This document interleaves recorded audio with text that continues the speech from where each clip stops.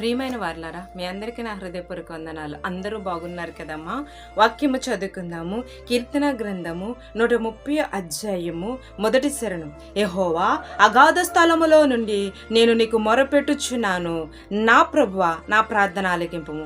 అంటే అగాధ స్థలములో ఏ పరిస్థితిలో ఉన్నావు, అగాధ స్థలములో నుండి ఏ స్థలంలో ఉన్నా, ఉపద్రవంలో ఉన్నా, ఇబ్బందుల్లో ఉన్నా, ఇరుకులో ఉన్నా, ఏ స్థలంలో ఎలాంటి పరిస్థితులు అగాధంలో నువ్వు ఉన్నా దేవుడు నీ మొర వింటానంటున్నాడు. అగాధ స్థలంలో నుండి నీవు నాకు మొర పెడితే నీ ప్రార్థన నేను ఆలకిస్తానంటున్నాడు. అందుకే అలాగ ప్రార్థించిన వారిని మనం చూద్దామా?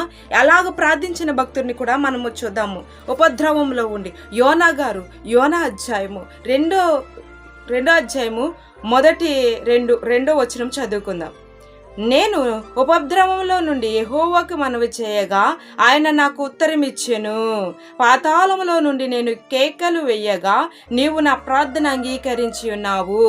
అగాధంలో నుండి ఇక్కడ యోనా గారు ప్రార్థన చేస్తున్నంట. యోనా గారి గురించి తెలుసు కదమ్మా. ఆయన సముద్ర అగాధంలో నుండి, చాప కడుపులో నుండి ఆయన కేకలు వేస్తున్నాడు. అక్కడ కూడా ఏ ఉపద్రవంలో ఉన్నా, ఎటువంటి పరిస్థితుల్లో ఉన్నా, వ్యతిరేక మనుషుల మధ్య ఉన్నా, నీ బంధువులని ప్రార్థన చేయనివ్వకపోయినా, ఏ వ్యాధంలో ఉండి నువ్వు ప్రార్థన చేస్తున్నా, తప్పనిసరిగా నీ ప్రార్థన, నా ప్రార్థన దేవుడు ఆలకిస్తానంటున్నాడు. నువ్వు నమ్ముచున్నావా? ఆయన నీ ప్రార్థన ఆలకిస్తున్నాడు. లేట్ అవుతుంది అనుకుంటున్నావా నా తల్లి? నా ప్రార్థనకే కానీ లేట్ అవుతుందంటే దేవుడు ఎంతగానో ప్రేమిస్తున్నాడు. నీ మొర వినటం లేదని నువ్వు అనుకోవద్దు. దేవుడు దాటిపోతున్నాడని నువ్వు అనుకోవద్దు.